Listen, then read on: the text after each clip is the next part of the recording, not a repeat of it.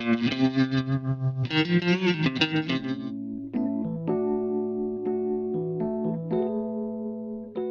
I had friends in Belfast before I came to live.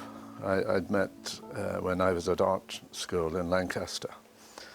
I met students from Belfast and would come over, and I'd been over several times on holiday and driven around and enjoyed the place. So moving and coming into the art college in Belfast, one thing I was aware immediately, that the tremendous talent there. I've always found people very responsive and very encouraging. Maybe I was fortunate enough to be working alongside people like Tom Carr and John Luke and John Turner, Basil Blackshaw and David Hammond, who's known for 40-odd years. I was very fortunate in immediately being brought into that kind of company. So they were very, very open and encouraging and exciting to be with.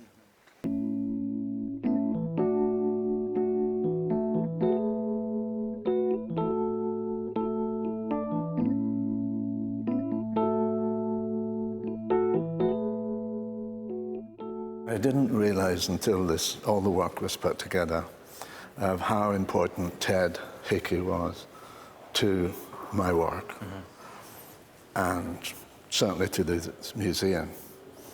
The show wouldn't be on now if it wasn't for Ted, because I painted Solly Lipsitz in 1968. Solly is the most drawn and painted person in Northern Ireland. He used to lecture in the art college to 100 students every week. And I don't think they were taking notes. They were sort of doing sketches and drawing of Solly, because he's a gift to any painter. And I was delighted with the work. But I just thought, no, I'll leave the portraits just for a while and concentrate on other things. I didn't want them to become just another mechanical way of painting. And it was 10 years later that Ted approached me. He said, would you paint Francis Stewart? Well, I wouldn't take on commissions. I like to find my own subjects. And I told Ted that. But he said, look, I know your work well, and you'll just love this guy's image. He said, go down to Dublin and meet him.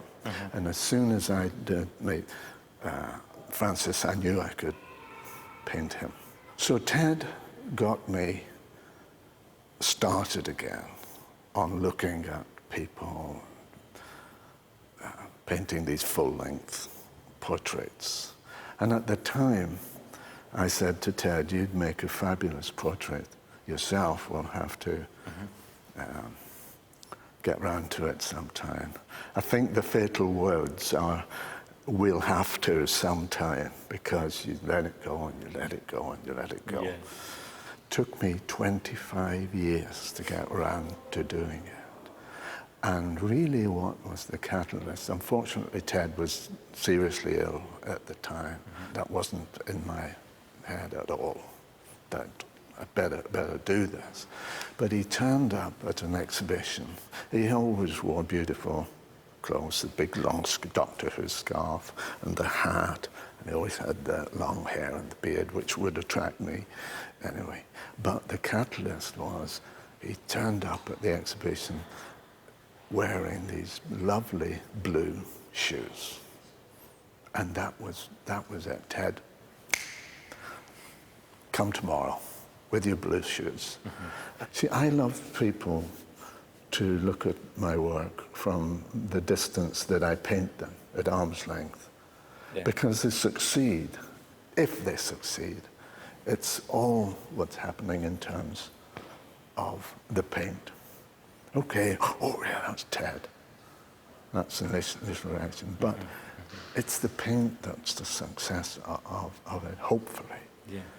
And I did a whole range of mark making, from blank canvas. I never put a background in the portraits because I don't want anything to distract from the personality. And in a sense, they're on an empty stage. And I love line drawing. And that came about through observing primary school children. Beautiful drawings they do. Not in any academic sense, but certainly in an emotional sense. But the strength of line and the feeling that's put in there. Well, that's what matters. Yeah.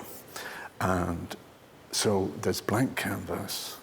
I make the bones of this line drawing in the first, I know within the first 2 or 3 minutes that it's going to work, that I'm firing on all cylinders.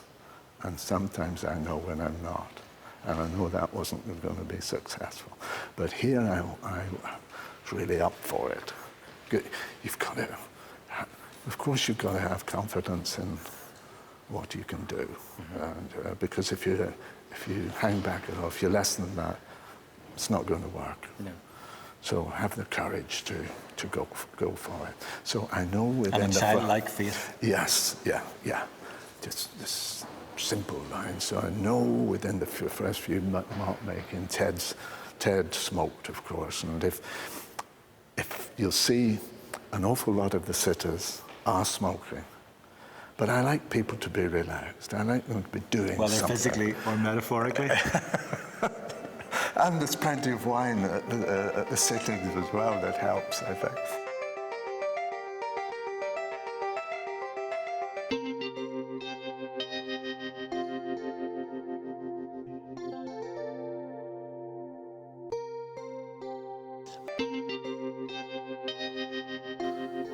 There's a final year student completing 7 years.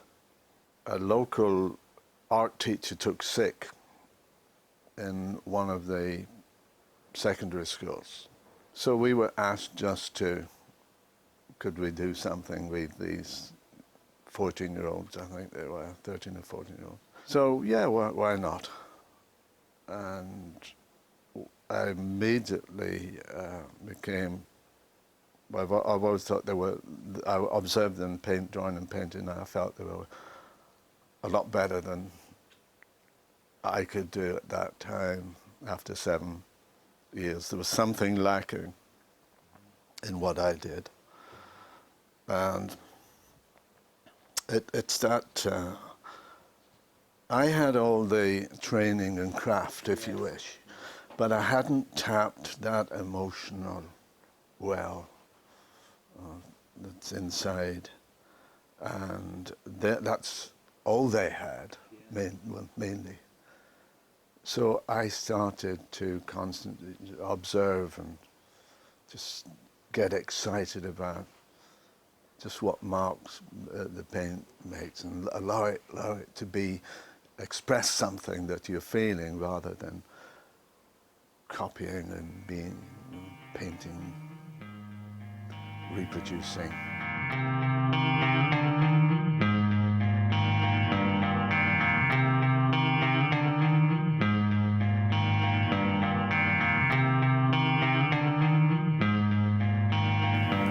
Such a wonderful, wonderful individual to capture. Elizabeth was a student over 40 years ago in the college. Terrific painter. That helps because you know the sitter is appreciating what you're doing. They're nearly all from the world of the arts that I'm attracted to. They're either writers. Some of them will talk about the others, what attracted me, but this is the most dramatic image I think I've worked on. This strong black and white, it's quite pale face, but this dramatic slash of red lipstick. So yeah, that has everything. Yes. Or the ingredients that I want. Black is such a powerful colour, and combination with white and just this slash of red, it just emphasises black and the tones of black. Yeah.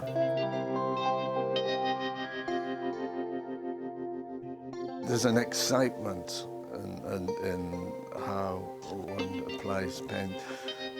If you're feeling that excitement, you presume the observer will.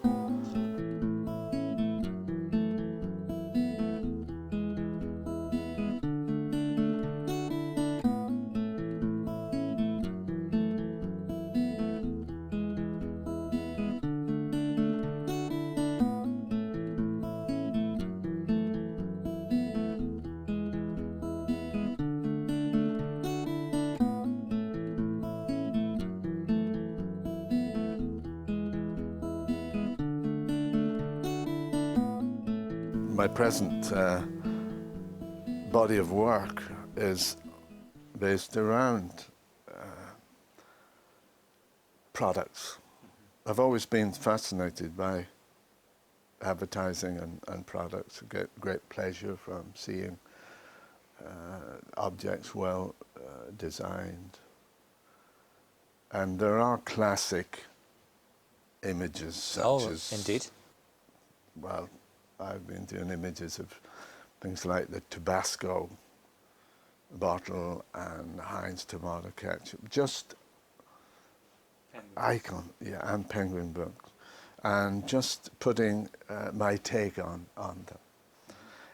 Anything that triggers a painterly response, I go for. Although I'm selecting objects like the telephone and the typewriters and the chairs and the wine goblets that you're looking at. They're just a trigger for something else going on in my relationship with the materials. Again, it's all to do with the feeling that you have for paint and sensitivity, atmosphere. Yes. Yeah. It's all embodied there. It's not just a goblet. A lot I do just reflects that interest that I have in collecting or gathering up.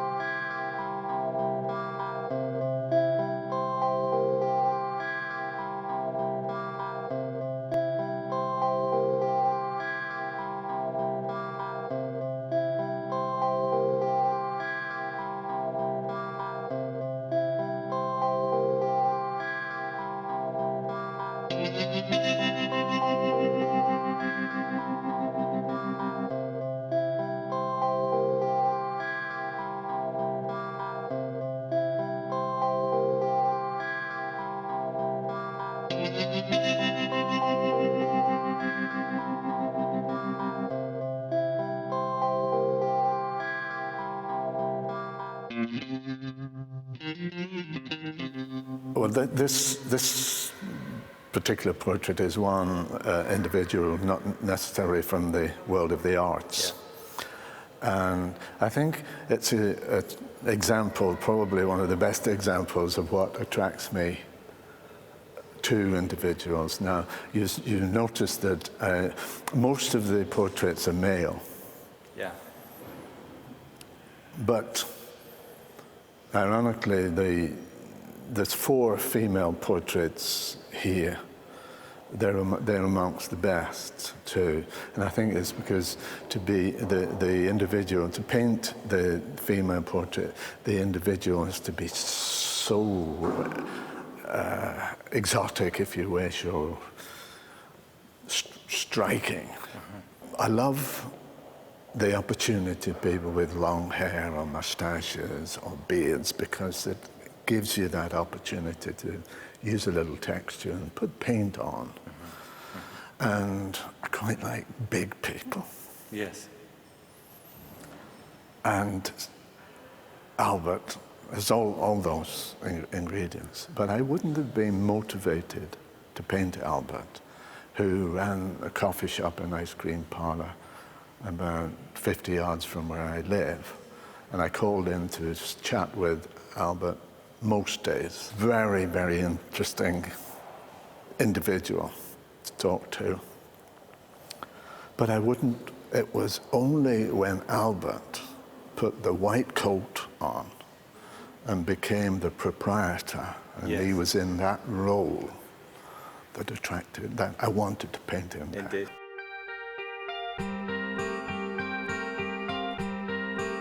Charlie was an art student many years ago, and was trained as a painter, but really belongs to, well, he still paints now, but he also works on video, and he worked on the early U2 videos. So he belongs to that sort of pop world, and you just know from his costume and general laid-back attitude that that's the world he belongs to. How long or how quickly did it take you to execute this particular A portrait? couple of hours. I work very quickly.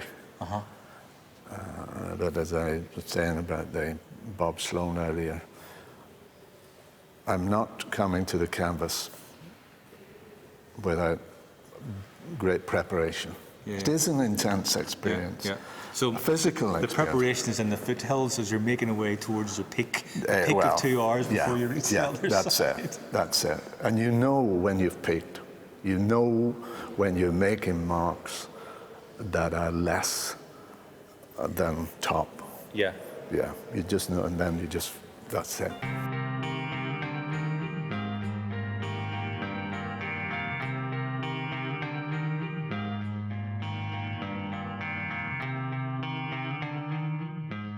You've mentioned the limited palette that I've developed as the portraits have developed themselves here. But early on, I saw people in very strong colour. Yes. And Francis had this wonderful florid face and this big putty red nose and this beautiful mop of white hair over, so immediately crowning they had. So he was tall and lanky. And yet the face looked as if it was falling in on itself. Yeah. So Ted said to me, when you do it, could you possibly include his pet rabbit and pet cat? That was my next question. Yeah, he uses, Ted uses them as images in some of his novels. And my response was, Ted, I've not done a portrait for 10 years. Do you want blood here? I said, look, I'll see what I can do. Francis paid me one of the greatest compliments. We were both asked to attend the launch of the portrait here in the museum, and in front of a number of invited guests. And one of them directly asked Francis, did he like it or not? Well, he didn't answer in a simple yes or no. What he said he was 80 years of age at the time. And he said, what I did that morning of the session of the portrait was something that he always hoped he could do in writing. And that was to get up in the morning, go to his writing desk, pick up a pen, and do line 1, and write the story to the very end, full stop, close the book, and have the courage not to re-edit. Yes. And that was, well, I got it just in a nutshell. Yeah, that is it. And I'm told it's children's favourite painting when they come and visit the museum because of the rabbit and cat. It's a wonderful experience to see your work around our gallery. My favourite comments have come from children. They tell you how it is. Indeed. Yeah, my favourite one from the portrait exhibition. This child who was going around the exhibition, well, she was about 8 years old, and she said, well, what do you think of this show? And she said to me, not very much. So, why would that be? She says, they're all scribbles. And I thought, beautiful, I've made it. She did art. Children should just be allowed to enjoy and have fun, playing around, splashing around. But so much is in the school. I've given photocopies of line drawings of clowns' faces or whatever, and they've got to fill it in. And the one that's the neatest is considered the. So I'm afraid I wasn't filling in very well that day.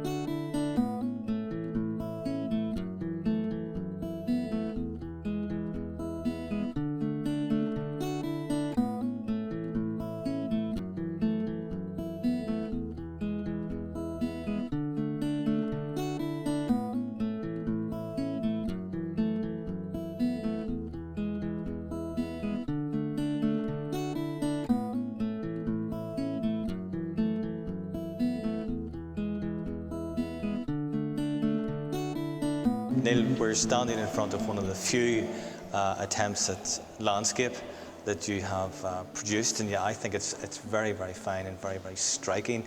Well, it's the Hilden Mill outside Lisburn, but I suppose it's got echoes of the wonderful industrial architecture of Lancashire and Yorkshire. I'd always be influenced by that.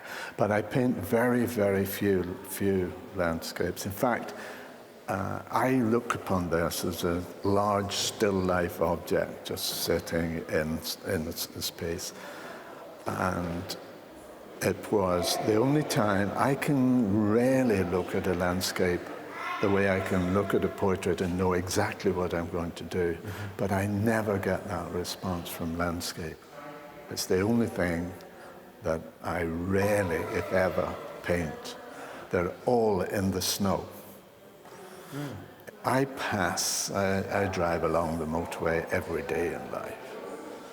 And I'm looking around and found. But this particular morning, there had been a snowfall, and I looked to my left, and the mill looked so bright red against the white snow.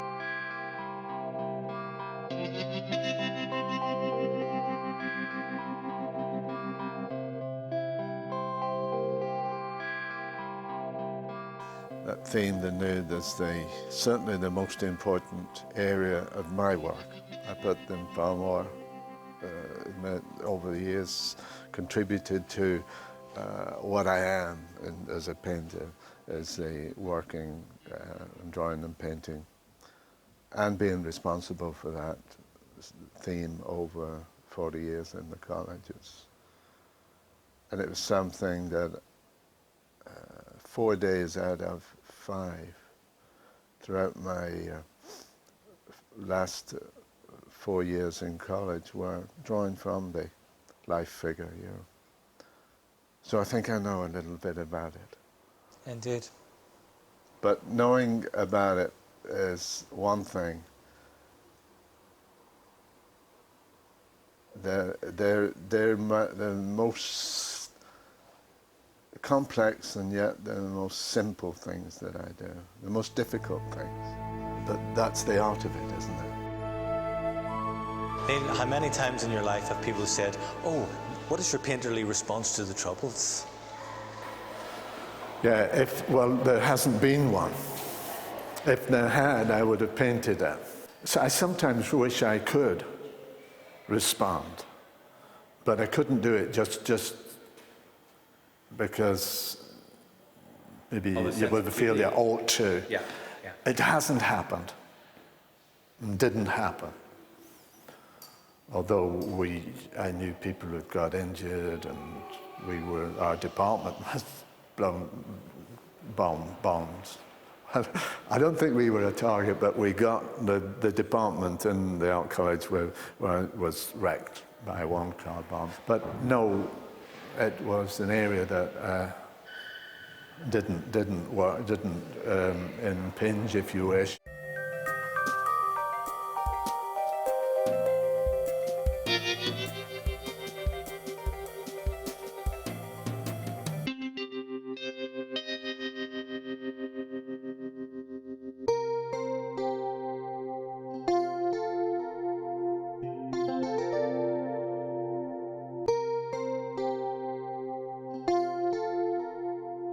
Sutherland as a portrait painter, I have great admiration for. Is one of Somerset Maugham, just wonderful. But as a painter, Bonnard would have been my absolute hero. Rothko, work I loved. Howard Hodgkin would be my favorite living painter.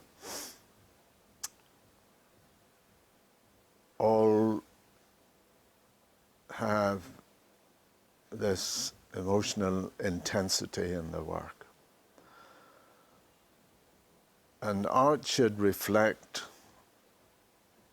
we all see the world differently, and we all feel differently. And our work should reflect that personality, that individual quality in people. I tend to keep things simple. I love the black frames on the portraits. I think they add to the contrast. But I either use black frames or white or wood that have a lime wash on, and that's it. That's it. Keep it. Don't think about it anymore.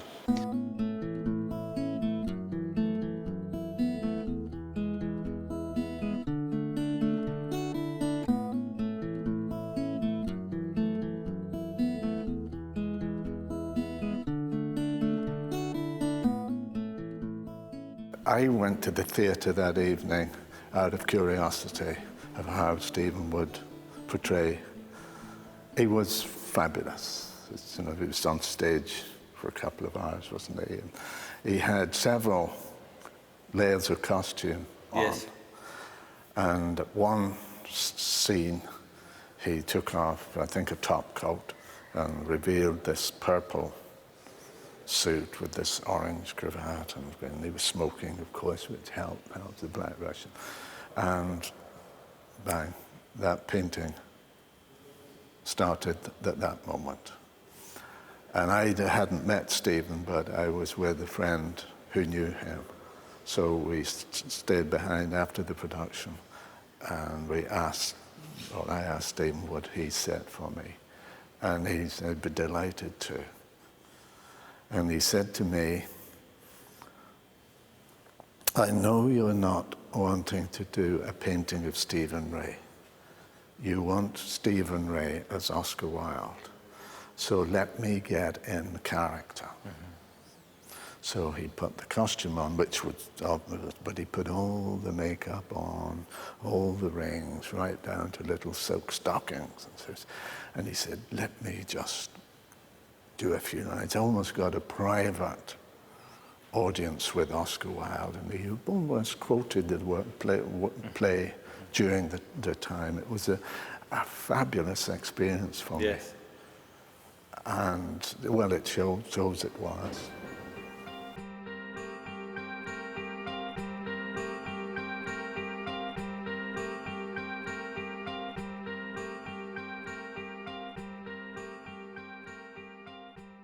As soon as I saw Joanne. Well, she reminded me of Bianca Jagger.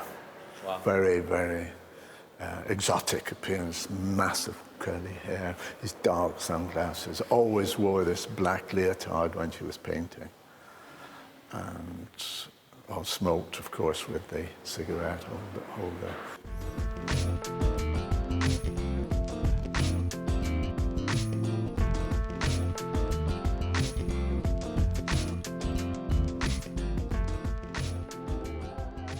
If I have another show of portraits of, say, recent work in the next 5 or 10 years, I'm hoping they'll be vastly different from what you've seen. And it's moving, you've got to move. The paint dictates to you. Yeah. It's telling me.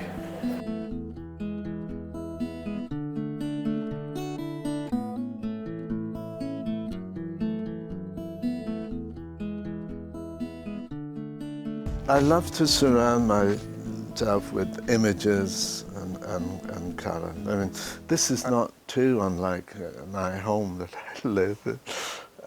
It's full of stuff. This has just evolved naturally over many years. I just started setting the odd product around, and it's completed. There was one little space left that I was able to just slot in it like a jigsaw. If I ever have to move from here, it's going to break my heart too.